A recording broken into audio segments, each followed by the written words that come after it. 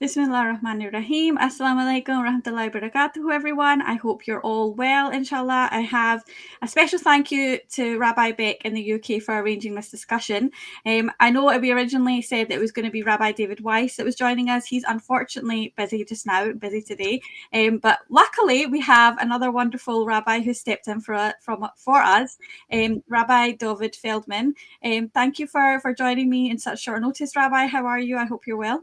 Sure. Thank you very much. You're welcome, and we're fine. We hope you are well and the audience are well, and we hope to do some good deeds here today. Yes, hopefully that is the aim of this discussion. I don't know much about yourself, but I sort of admire the work of the community that you are all sort of part of, that you've used your voice to represent such a significant portion of the Jewish community in general that are against sort of Israel's oppression of Palestine throughout history. To start with, I sort of want to go back to before 1948, to historic Palestine, which was a multi-ethnic, a multicultural society before Israel ever existed. Can you please describe to the audience, a time pre-Naqba when Muslims, Christians, and Jewish people were living in peace together in Palestine? Yes, this is a very important point, and I appreciate that this is the first question, because this is the introduction to any of these discussions. We must remember past history, and happens to be that history that unfortunately on purpose is being eradicated from the masses as a propaganda tool in order to be able to manipulate the minds of people to blindly go in one way rather than understanding what's really behind all of this. We have to preface by saying, yes, it is right that there was already problems prior to the creation of the State of Israel. Before 1948, there was, unfortunately, already problems. But the question is, when did it start? And more importantly, why did it start? What changed? We must remember that there was, once upon a time, a beautiful peace existing in Palestine. And this was prior to the 1920s, or at least the beginning of the 1920s, where Jewish people were a small minority in Palestine, amongst a vast majority of Muslims and also Christians. And we lived in excellent peace. We were protected, and we were respected. We didn't have United Nations to protect us, or any human rights watch to address any human rights issues. It was the people who cared for one another. It's the peoples from different backgrounds, from different religions, that respected each other. And despite any differences we had, differences of religions, which we did have differences of religions, but this was never the cause for conflict in Palestine. This beautiful peace was existing for the longest time until towards the end of the 1920s, when the Zionist movement first came in with an agenda of overtaking the power, oppressing the people or expel them, and take the land for these new immigrants and have the indigenous population leave, basically. At that point, unfortunately, so much tension started. The Hebron massacre that took place in 1929, which is being used today in Zionist propaganda to prove somehow that Muslims hated us even before the creation of the State of Israel. Now, we have documentation on this. There was a famous Rabbi Baruch Kaplan who was a teenager studying in the religious Jewish Knesset Yisrael school in Hebron. And he spent a number of years studying in this school before, during, and after the Hebron massacre. And he tells this story to his grandchildren, how beautifully we lived together, how the young Zionist settlers first came in and provocated conflict. The religious Jewish leaders at the time tried to do everything to stop them, but they wouldn't listen. And unfortunately, he starts by crying, describing what happened in this massacre, where so many pious, respectable Jewish people, Jewish scholars were killed. But he ends by saying, why am I telling you this story? Because I want you to know who our enemies are. Our enemies are not the Arabs. Our enemies are the Zionists, who unfortunately have caused all what is going on. And unfortunately, that was a long time ago. Nothing has become better. Everything is just getting worse. And we have to remember that when we are witnessing now what is going on in Gaza, what we are witnessing already for decades going on in Palestine, as a Jewish person, I always say this is not only a catastrophe for Palestine, this is a catastrophe for the Jewish people as well. This is an endless cycle of bloodshed where everyone suffers. It's the Jewish people suffering under the Zionist regime as well. Today, people know this more than before, but for just until not so many years ago, nobody knew anything of these incidents. Nobody knew anything about what's happening to Palestine altogether. And in addition to all of this, so much destruction or desecration of the Jewish religion, so much uprooting of the Jewish religion, so much spiritual damage and catastrophe being done to the Jewish people and the Jewish religion. This is a true catastrophe. Yeah, I definitely agree. And I can understand how, as a Jewish person, it must be more damaging because it's been done in your name, which is probably very frustrating. And it's hard to believe that there was a time where everybody lived in peace and harmony, because so much destruction has happened since then. When I was doing my research, I've seen that, Muslim people historically took in Jewish people in majority Islamic countries like Albania and Bosnia and Europe, as well as in the Middle East. So this anti-Muslim Zionist propaganda, it is just an excuse to justify their theft of land, and in the process cover up the underhanded tactics used to accomplish that immoral goal. And it's crazy to me how colonial Britain in the early 1900s, like you said, 1920s, 1910, drafted up the Balfour Agreement along with many powerful Zionists within the UK government, and had made plans for the stolen land of Palestine to be used as it is in the modern era. And the Jewish immigration actually to Palestine began, like you said, 1920s, as early as 1910 as well, before the First and Second World Wars even happened. Currently, obviously, we hear a lot of propaganda as to why it is somehow justified that Palestine has been reduced to the size of land it is now. What, in your opinion, is the true history from 1948 to the present day? Now, there is no justification to what is taking place. Yes, the Zionist movement will always claim the claim of self-defense, while this is no self-defense. This is offensive from the day they started. This is offensive from way before 1948. They have caused all sad reaction and then blame what is happening, and they blame others. Now, I'm not saying that anyone is happy with any reaction happening in any place, in any case. But we have to understand what is an action and what is a reaction. Even though nobody wants to see bloodshed on either side, nobody wants to see casualties of anyone. Everyone wants to see peace and brotherhood amongst all peoples. But we have to understand that a provocation, occupation, oppression only breeds reaction, sad happening in catastrophe for everyone. Now, why Palestine was reduced to the size it's now? This is a difficult question to answer. There is no answer to it. There's no justification to it. Yes, there are a group of people, wicked people with wicked agendas, which is unjust, unholy, and un-Jewish.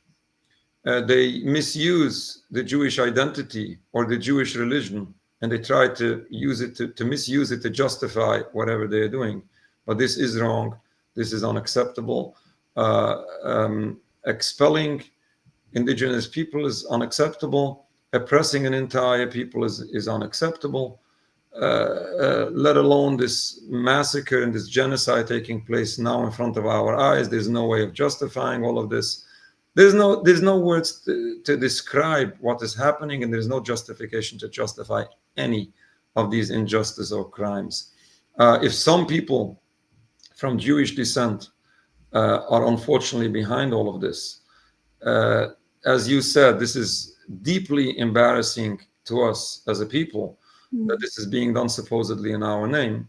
And this is even worse than that. This is a true desecration of God's name, when the Jewish religion or God's words are being misused to justify all these crimes. But we have to understand that the state of Israel, the movement of Zionism, or any of their criminal actions in no way represent world Jewry or the Jewish religion.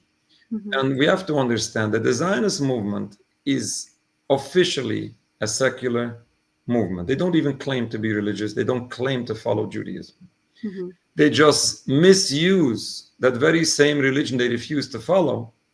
They misuse it to justify crimes forbidden in this very same religion.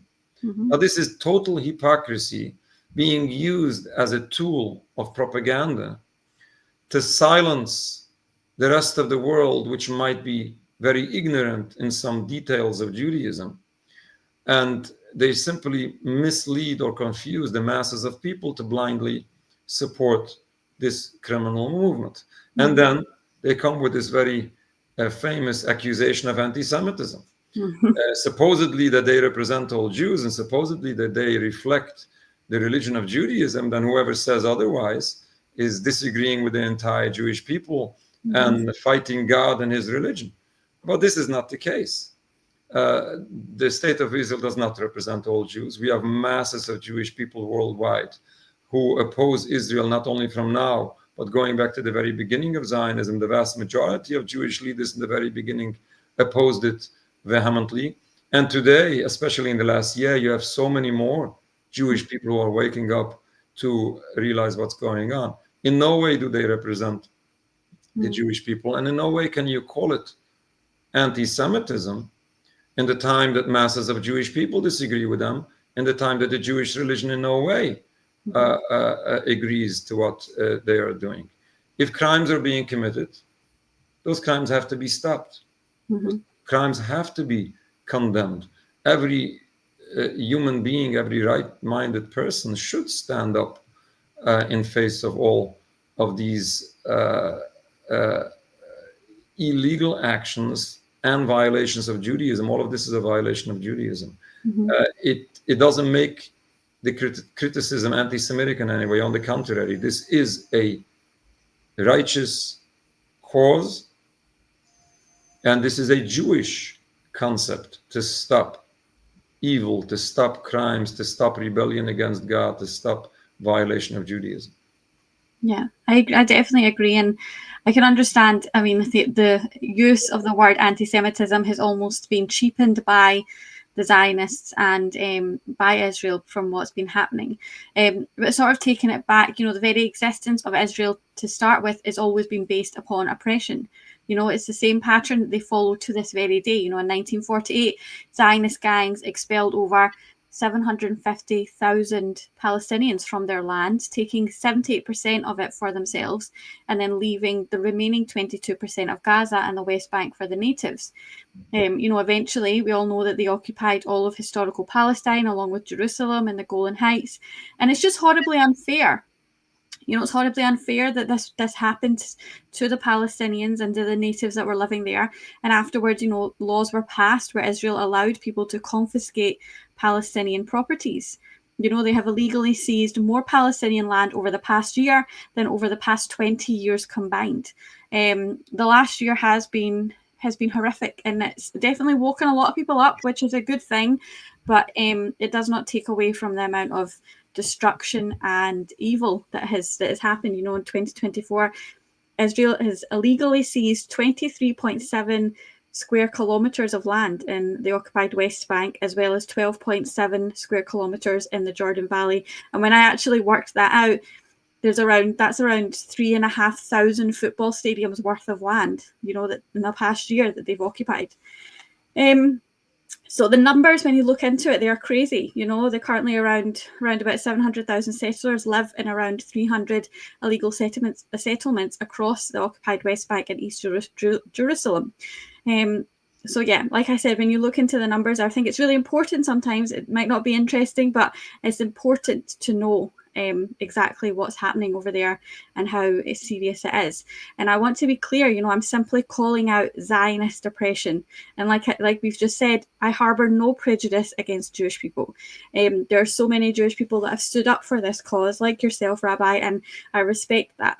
So as a rabbi, can you please let the audience know the difference between Judaism and Zionism? Which is very important. Because unfortunately, in olden days, nobody has to explain these very simple concepts. But today, in face of this massive propaganda, unfortunately, everything is being confused.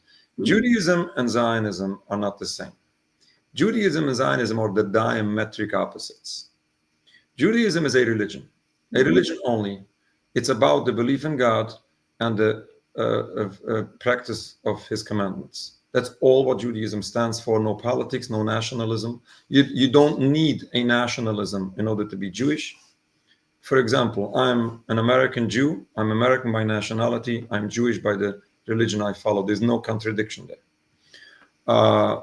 Versus Zionism, which is a purely political movement, dropping everything holy, basically transforming Judaism from a religion, from a spirituality, into a nationalism, a base politics. That's all what it is. And it's not only lacking Judaism, it's not only ignoring God, it is fighting against the Jewish religion. The Zionist movement from the very beginning is doing everything they can to uproot, to eradicate Jewish belief and Jewish practice from the masses of Jewish people.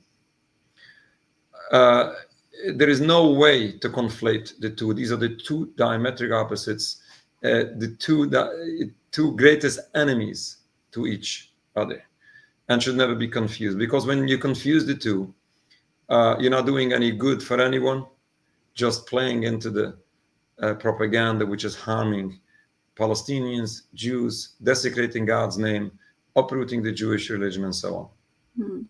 I definitely agree. I've always said the majority of people who they've got no motive of anti-Semitism when it comes to opposing Israeli war crimes, and that is one of the reasons I wanted to have this conversation, is to just highlight the fact that many Jewish people are also against how Israel have politicized Judaism and manipulated a religion to justify, like you said, a nationalist ideology. If Israel was a majority Muslim country doing exactly what they're currently doing, I would oppose their actions the same way. It's got nothing to do with religion for me. It's about oppression. And to be honest, I think, like we said earlier, a lot of Zionists don't even believe in God. A lot of them are atheists for the most part. They're just using the Jewish religion as an excuse to sort of justify what's happening. Apart from the reasons that we've already discussed, why do you, as a Jewish rabbi, oppose the state of Israel? I always say that you don't have to be Jewish to understand how wrong this occupation is. When you are seeing today this genocide going on in Gaza for over a year, or this occupation going on for over 76 years, you just have to be a right-minded person. You have to be a righteous person to understand how wrong this is, and this is unacceptable, and you should do everything you can to stop it.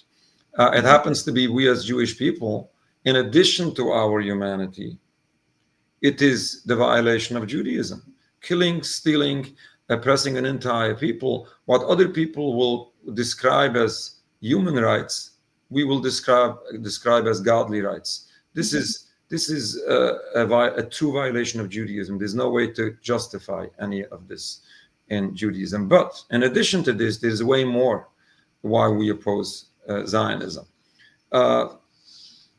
It was way before that anyone ever understood how dangerous or harmful Zionism is to Palestine and to the Palestinian people. It was the Jewish leadership at the time, in the very beginning of Zionism, who vehemently opposed it. Opposed it because this is an uprooting of everything Judaism teaches. And it goes in total contrast to very, very basics of Judaism. Even before any crimes committed, even this is in total peace with everyone. And everyone is happy, and like Palestinian people will open their doors just for the Jewish people to come in. which by the way was the case, that they didn't have any problem with Jewish people in the beginning. But even if nobody would have a problem with this Jewish state, according to Judaism, this is totally forbidden. Why? Because there is a concept in Judaism of exile, Jewish exile. Jewish exile is something that started about 2,000 years ago by the destruction of the temple in Jerusalem, where the Jewish people were driven into exile. According to very basics of Judaism, we believe that this is a divine decree. This is God's will. This is a punishment for the Jewish people, because you know what, we can step back a bit, which will help some people understand the wider picture here. Yes. There is a concept being used in Zionist propaganda, which is a Jewish concept, the concept of the promised land. God promised the Holy Land for the Jewish people, and therefore you continue. Therefore, everything is allowed. Everything is justified. Now, this concept is the right concept, but it's being misused in propaganda. Yes, God promised the Holy Land to the children of Abraham, Isaac, and Jacob. This is a promise that was fulfilled. It was given to the people. This was after the Exodus from Egypt. Jewish people were in the desert, in the Sinai desert, for 40 years. God brought in the Jewish people into the Holy Land. By the way, as scripture says, that the Jewish people came into the Holy Land not by their might, not by their power, but by the hand of Almighty God only. The land was given to the Jewish people. God fulfilled his promise. But, and here's the but that nobody speaks about, and Zionist propaganda will never tell you. The land was given to the Jewish people on condition. There is a verse in Leviticus twice. It says, and the land should not reject you because you defile it. There is another verse there's also a verse in the Torah, which we say 3 times a day in Shema. Be careful not to stray from Almighty God. If you will be banished from the land. This is what was believed by all Jews throughout all generations, without any exception. That the land was given to the Jewish people on condition. Jewish people were in the Holy Land for several hundred years. God warned the Jewish people through the prophets at the time that you need to repent, otherwise you would be exiled from the land. Unfortunately, this is what happened. And again, all Jewish people throughout all generations for the past 2,000 years believed, without any exception or any disagreement, that the exile of the Jewish people is a divine decree. We say in our prayers of the holidays, is because of our sins we were exiled from our land. And this is said by every Jewish person that recites the prayers on the holidays.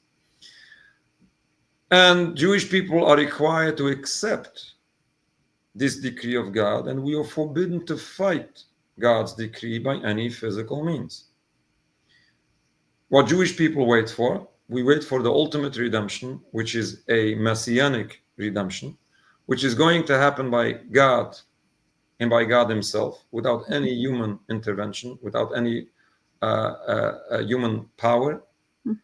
This is something that today I was studying a portion of the Zohar, which is a part of the oral law of basic Judaism, which it says that Jewish people are forbidden to pick up themselves from exile and they return on their own. There's a verse that says, Kim Basilis Yisrael, God will come and raise the new Jewish nation and get them back to the level of holiness they were in the beginning. And by the way, I have to add, what is this ultimate redemption all about, which is also sometimes confused. But this is not about me fighting you or you fighting me. It's a concept of a spiritual future. The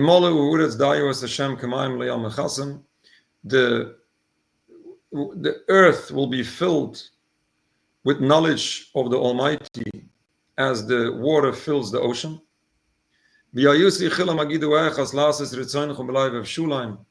All mankind will form one bond to serve Almighty God together in peace and harmony. This is a peaceful, spiritual future for humanity. Now, taking this whole concept. Yeah, it's not the way I have heard that, no. No, in taking all of this spirituality, which is simple Judaism 101, which is very, very simple Judaism until Zionism. Yeah. And taking this and transform this and uprooting all of this and replacing this with a outside shell of nothing in it, is a true not only desecration but uprooting of everything holy. Now, coming back to the point regarding Zionism here, that since we are forbidden to end this exile by any physical means, we are forbidden to return to the Holy Land in mass immigration. We are forbidden to fight any nation. We are required to live as loyal citizens, peaceful neighbors in whichever country we are. Prophet Jeremiah said,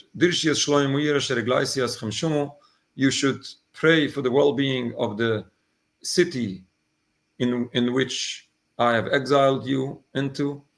This is very, very basics of Judaism. Therefore, even way before anybody ever understood how harmful Zionism is going to be, at the time when people still believe that this is a land without a people, for the people without a land, this is something about total peace, and everybody's going to be happy. And even in those days, the religious leadership, which was in Palestine at the time, and even stronger, it was in Europe, which was the main concentration of Jewish people, vehemently opposed all of this. It took time till we all realized how physically dangerous all of this is and how harmful this is to everyone involved. And this should just add so much more crimes in Judaism, so much more understanding, and so much more reason why to say something about this, and why to condemn this, and why to do everything we can to stop it. I mean, I had no idea. I mean, maybe it's my ignorance. I've not researched enough into Judaism. Obviously, I've heard the Zionist argument of this land was originally ours and we're taking it back. Obviously, from your point of view, which you've just explained to me, that yes, it was yours, but you were exiled and now you have to wait until God gives it back to you. And it's very different way of explaining things. And then now I can understand how frustrating that must be, because something that is, like you said, so part of everyday Judaism has been changed so drastically. And not only is it an ideology, it is actually a physical, it's physically happening. It's physically harming other people. And it's actually become a lot bigger than you probably could ever imagine. Such a small ideology has gone quite far now. And I've never really, I didn't know that. So thank you for sharing that with us, because that was very interesting to hear.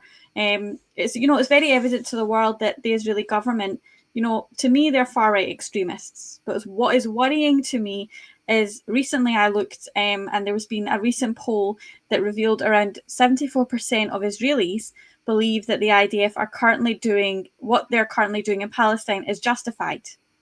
Maybe because of the reason that we've just explained, they believe in that propaganda.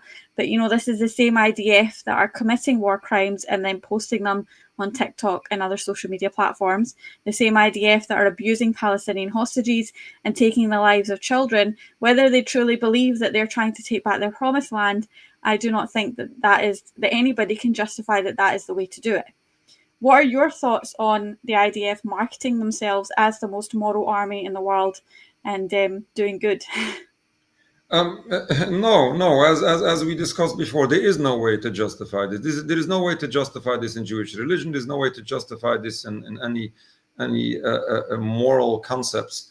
Unfortunately, yes, there is a large percentage of people in Israel that think that what the Israeli army is doing is right. No wonder. People who were born into this propaganda, people who have no idea what's going on, People who basically don't know simple facts that me and you know. When in Israel it's banned to use the word Palestine in a social media post, there is no chance that these people have any idea what's going on. But that said, people do wake up. Information does get through, especially recently, way more than a decade or two ago. And people do wake up because what is happening is shocking whoever witnesses what is going on, whether we are in Palestine or we are here in the States. I attended yesterday a United Nations meeting in New York City, and there was a doctor that visited a number of times, an ICU doctor that visited Gaza in the last year, bringing back stories that brought tears to everyone in attendance, moved everyone. The room was silent for a moment where nobody could say a word. This is shocking people, but unfortunately, we need people like you, people in the alternative media world, people who care about what's happening and want to help the general public to know better, not to be misled. We need to have information. We need to have facts. We need to know what's behind all what's happening. What we are trying to contribute in all of this is to understand what's the religious background, the Jewish religious background in accordance to all of this. And basically, it's this ignorance, this massive ignorance, which is not happening accidentally. This is on purpose. This is purpose ignorance, which is designed to feed to the people filtered information that will lead them in a single track way of thinking, which is very bad, very dangerous. Not only dangerous to the people suffering, it's dangerous to us when we are fed with false information, and then we come up with our conclusions, which is so bad. It is wrong for ourselves as well. No, I definitely agree.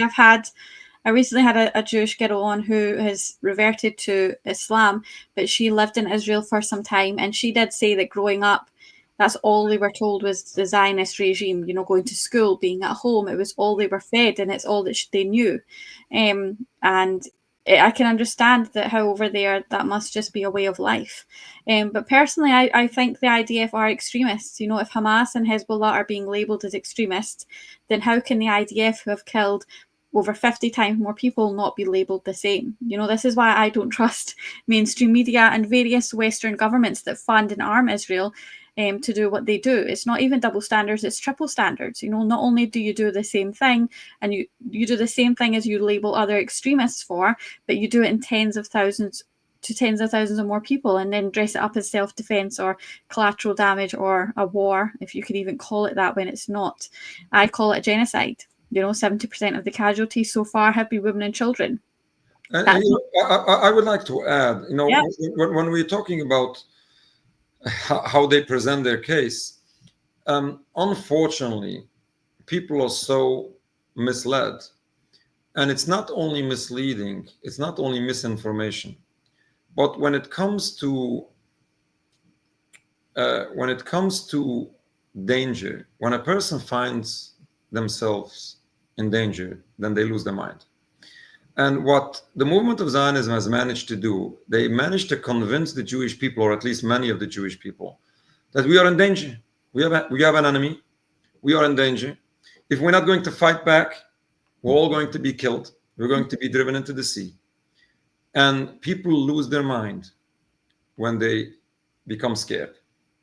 And you'll find some intelligent people, smart people, when it comes to this point, they lose their mind. Which is very sad. And therefore, what we are trying to do is, we are trying, first of all, as we discussed before, just to present some more information. And we're trying to show an example. We try to remind people, as we discussed before, that Jewish people did live in Palestine. But even more importantly, we are trying to bring an example to people to see Listen, I can join a pro-Palestinian rally. I can visit Gaza, and I can meet whoever you choose. I can meet them. And guess what? I come out alive. Nobody hates me. Nobody kills me. Nobody has any animosity against me. Why? Because simply I don't support any crimes. I don't support any oppression. I don't support any wars against other people. And I'm here for peace. I'm here for brotherhood. I'm here for building bridges. And there's no hate. Now, listen to this. If you would carefully watch this, and you can find some videos online, when you have some pro-Palestinian demonstrations, sometimes you would have pro-Israelis across the street. They would be very mad. They would be very upset. Then when some religious Jews come, whoa, they get way more disturbed. The question is why? Because basically what we are doing is we are undermining their legitimacy. If there is no fear, if there is no danger, then there is no need for a state of Israel. There is no need for an Israeli army. There is no need for any crimes. I'm not saying that if there is a need, everything is justified. No. No. If there is a need, we have to very carefully make sure that what we are doing is right. What we are doing is right towards humanity. What we're doing is right towards God. We have to make sure that we don't violate our religion. But that's not even the case. There is no need. There is no hate. There is no animosity. There's no danger. There is an occupation. There is an objection to tolerate this occupation, which all of us understand. You know, I wouldn't tolerate if anybody comes here and occupies New York City. I'm not going to tolerate it. Yeah, and I definitely respect that point, because, you know, a lot of the time my question is, how can everyone in Israel, how can these people be like this? How can they think like this and not value any human life, children, women, and, you know, men too, not to undermine the men that have passed or the men that have been killed. But when you explain it in that way, I definitely understand, you know, to justify it to themselves. Maybe it is fear, and fear does make people do a lot of crazy things, and they do actually think that they are under threat. And no wonder that you see, especially, it's even more than just the last year. It's the last couple of years. Israeli soldiers they open their eyes. I have a friend of mine living in my town here in New York who served in the Israeli army and just opened his eyes and got so upset to what he's part of and just left them. And people do this with sacrifice, because while they're on duty, if they leave the army, it's considered a crime. And people and soldiers are very brave, and they stand up and they say no. Why? Just because they happened to open their eyes and they happened to get across the right information. And you just have to be righteous to understand that this is wrong. Yeah, and I truly pray that more people do open their eyes and do see what is really happening. You know, after nearly 14 months of Israel's latest onslaught, bombing, starvation, torture, and other forms of violence, arrest warrants have finally been issued for Netanyahu and Gallant. What are your thoughts on the ICC issuing arrest warrants for Benjamin Netanyahu and Yoav Gallant? Well, this ruling is very brave. It's very strong. It's to be admired. It's to be supported by each and every right-minded person. We hope that all governments will support it. What we say is that this is long overdue. This was supposed to happen a very long time ago. But at least now, unfortunately, that it has taken so many lives, which is so painful, that it took this tremendous price for people to wake up. It's not only the ICC, it's other people across the globe who woke up because of what we are witnessing. Unfortunately, it had cost this tremendous price, but at least some results are coming out of this. And this is a giant step in the right direction. We do know, we actually issued a statement on this. We do know that these judges they are facing massive intimidation. Anti-Semitism is the first intimidation being used. And as we discussed before, this has nothing to do with anti-Semitism. This is nothing against the Jewish people or the Jewish religion. This is against crimes being committed and against the people perpetrating the crimes. Benjamin Netanyahu should be arrested. Other war criminals should be arrested. This occupation altogether should stop, and this state of Israel should cease to exist. We can end the state of Israel and have a beautiful peace. And I always say, if hopefully, God willing, inshallah, we can have this state ending, which is basically the obstacle to peace ending, the cause to so much conflict ending. We hope that this ends peacefully. We can restore all rights to all indigenous people. Then we can have a better future for everyone. Obviously, Palestine deserves freedom. They deserve a better future. But it's the Jewish people. We strongly believe that Jewish people will be far more safe with the Palestinian government, regardless what the government is going to look like.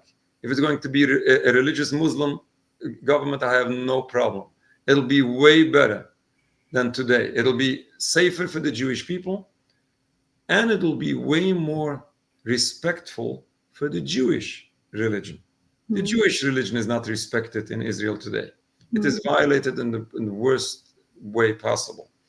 And we know the experience of our history that Muslim people always respected the Jewish religion, even though it's not their religion, is not exactly the way they serve God, but they respected this way more than any secular atheist. The movement of Zionism is not in favor of the Jewish people, and certainly not of the Jewish religion. I mean, I do truly believe that, obviously we believe that Islam is the true religion, but I truly believe that anybody that does practice their religion fully, at the end, always wants peace. That peace is at the crux of every religion, or so it should be. But going back to sort of the arrest warrants that have been given, I personally, I don't believe that anything will come of these arrest warrants. But I think the fact that they were issued at the very least shows the extent of how bad what Israel has done. The ICC in reality is a tool of the West to manage other nations, but when they turn on their own, ironically, just further exposes Netanyahu and Gallant for the war criminals that they are. I personally don't think Biden, another war criminal who enabled all this to happen over the last year, will do anything on his way out. I've heard that Donald Trump has made statements that he will sanction and punish the ICC for their decision to issue these warrants, so I have no faith in him either. But what I have heard is that the UK and Canada give them credit for saying that they will abide by the warrants. So maybe something might happen. Who knows? But to you personally, Rabbi, you've been an outstanding advocate for Palestine for a while, and I respect that, because you don't have to be. It would be maybe easier to be on the other side. I don't know, but you're doing so on a human level. You're doing so because as a human being, you know what's right from wrong. I know you briefly talked about the solution to bring peace and freedom to Palestine. What is your opinion, and what would bring peace and freedom to Palestine, and what can we do as a community of all religions? What can we do to help that in that process? Okay, when we're talking about the solution, as I said briefly before, in order to work out a solution, first and foremost, we have to understand exactly what is happening and why it's happening, what's behind all of this. We have to know what is the cause to all what's going on in order to be able to figure out what needs to be changed in order to see a better future. And as we discussed before, the difference of religion is not the cause of the conflict. We lived in peace despite any differences of religion. We can live in peace. We did live in peace. We should be able to live in peace in the future. That's not the problem. The problem is the occupation, the brutality, the injustice which is being committed, which unfortunately is costful to everyone. People are suffering from these crimes, and then other people are suffering from reactions emanating from these actions. Now, all of this is a total disaster. because of this unjust occupation. If we do want to see a better future, we must address the root cause. Putting bandages on a wound will not necessarily help the root cause. Unless we're going to address the occupation, nothing will change. If we're going to try to work on a two-state solution, restoring some rights to some people, well, it's beautiful. Those rights that are going to be restored, those people who are going to be saved, excellent, perfect. But then other people will still remain suffering and oppressed. This will not work. Practically, it won't work. In accordance to Judaism, this is wrong. This is still a violation of the Jewish religion. As long as some of these crimes will continue, as long as some of this heretical fighting the decree of Almighty God is going to continue, this is wicked and this is wrong according to Judaism. This has to stop in its entirety, and then and only then we can hope to see once again the beautiful peace that did exist. There is no reason to think otherwise. Zionist propaganda will try to tell you, and we hear this all the time, let's say we admit that what Israel did is wrong. And some Zionists are forced to admit that. But after everything that happened, and after all Palestinians are so mad and so upset and the Jewish people, there is no alternative, because they're out to kill us and they're out for revenge, and there is no alternative, only to fight and continue to fight.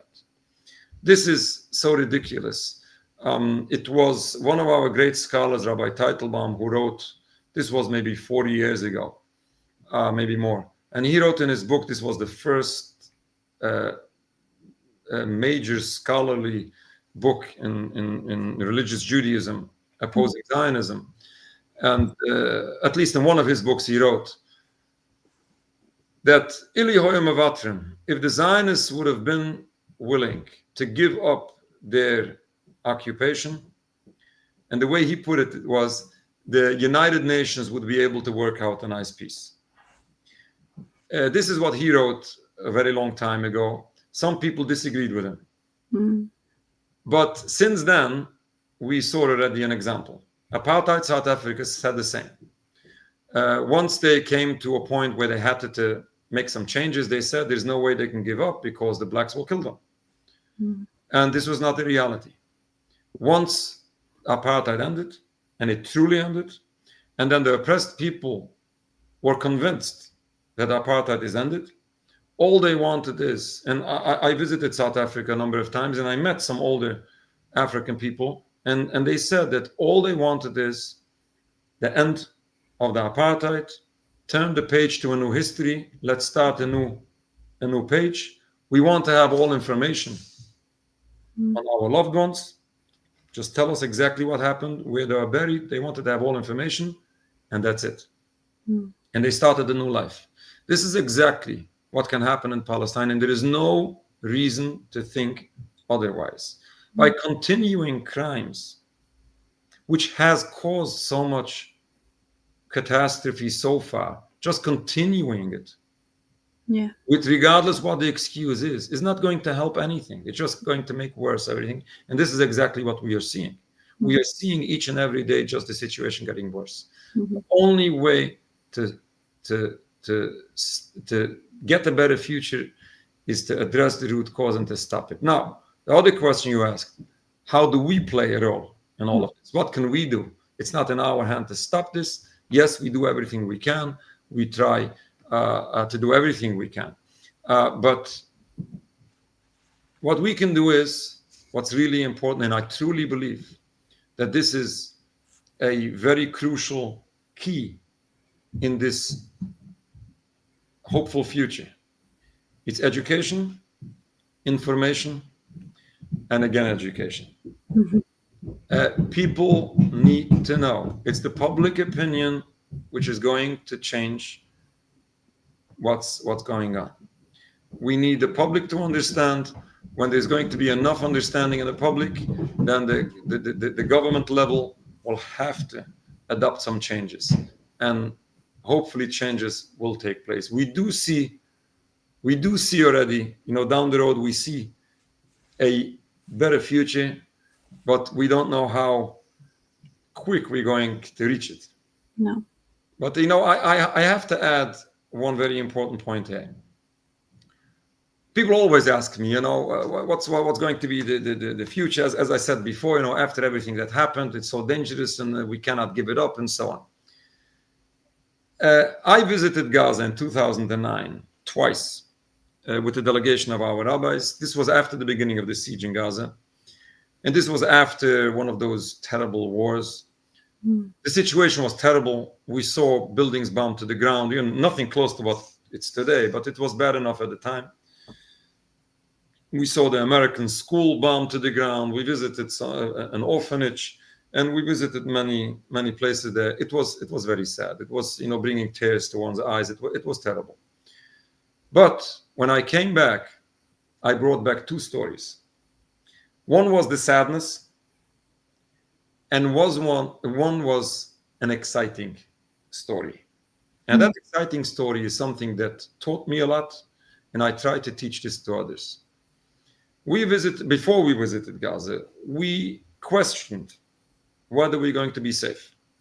After all, the Gazan people are the most affected from this occupation, and some people will not know exactly who we are, and we don't hide our identity. We go with our religious Jewish uniform, and this is who we are. And who knows? People might not know. Well, long story short, we ended up going. We visited twice. Once was only for 24 hours. The Egyptians didn't allow us through the Rafah crossing for more than 24 hours. Second time was over a weekend. And the exciting story I brought back is as follows. Gaza is the most affected from this occupation. The people who supposedly are supposed to hate us the most. And the people who supposedly are supposed to be the most dangerous to the Jewish people. It's led by Hamas. We, a delegation of religious Jewish rabbis, obviously appearing Jewish, visited a number of places, outdoors, indoors. Not even once did somebody say to us a bad word. Not even once. This was truly encouraging, and this convinced us how close we are to peace. It's basically only this occupation that needs to be set aside. Yes, everybody understood exactly who we are. Nobody had any doubt. And everybody understood that we have nothing to do with the Zionist occupation. We are against the occupation. And we are in support and full solidarity with Palestine in general and with Gaza in particular. And they had no problem. Nobody thought we are Muslims. They knew we are Jewish. They knew we are a different race, a different ethnicity, a different religion. But in the same time, they knew that we are of the same humanity. And this is something that should teach us and teach the rest of the world how close we are to peace. We just need to address the root cause, to press the proper buttons in order to achieve the peace. Yeah. That's made me really sad. Sorry. I think, when you see so many sad stories, oh no, I'm sorry, I've never cried before in my life. This is how I felt yesterday sitting in the United Nations listening to stories. We are human, and we should be human. We shouldn't hide our humanity. We should be human, and we should teach this to others. I feel it because, you said that you went there and you were scared for your safety, but these people have lost so much. And you assume, even as a person myself, if someone was to, harm my children, God forbid, my husband, my family, how much anger and hatred you would have. But these people are so brave and so, they believe in the religion so much. We call it aman, their belief and the religion is so strong. We have no excuse, and they have really suffered. And for you to say that nobody said a bad word to you, nobody looked badly to you. And I have heard many stories of people that have visited Gaza and said, you know, that people just are so kind and welcome them so kindly. And truthfully, I don't see an end to this, Rabbi. I really don't. I don't see an end until all those people are eliminated, and that's really sad. But I live in hope, and I pray. I pray to my God, please, you know, protect those people and give them to safety. The videos that I've been seeing recently, I've been so sad of children and families, and yeah, sorry, I've never got so upset on Listen, so much about this. listen, and just to be a little bit more clear, the people in Gaza, despite anything happened to them, they still understand to differentiate between Judaism and Zionism, while the movement of Zionism does everything to conflate the two. Propaganda does everything to confuse the minds of the people, confuse the Jewish people, confuse the world, and confuse the Palestinian population. They want the Palestinian people to hate all Jews. Yeah. They want this to happen in order to have an excuse that they have to fight them. And we should never allow this. No, they don't. And we're all humans, and you know, I think it's so important to have conversations like we have had today. It's so important to understand, for even as Muslims, it's important to understand the Jewish religion, and to understand what the difference is between Judaism and Zionism. Not just to say, well, that's different, but what are the differences? Just to, you know, not play into the propaganda and show on a human level that we all stand against oppression. But thank you so much for joining me today, Rabbi, especially on such short notice. And again, credit to you, Rabbi, and your great organisation for all the important work that you do. As you know, a Muslim woman, I deeply appreciate it. I know all Muslims do. And again, thank you for joining me on such short notice. I'm getting so emotional. You can share with your audience our website, which is www.n as in Nancy K USA.org. This is not covering only USA news. This is covering many activities being done throughout the world. We have a number of social media platforms which you can find on our homepage. And I'm sure people will be fascinated by the work we are doing. Yes. We're doing everything we can to raise the awareness and to help oppressed people. Yes, and I'll leave all the links in the description so people can get in touch or get to know better about the organisation. But again, thank you, Rabbi, for joining me today. I really appreciate it. Thank you for having this important conversation. Have a good day, and Assalamu alaikum wa rahmatullahi wa barakatuh to everyone watching.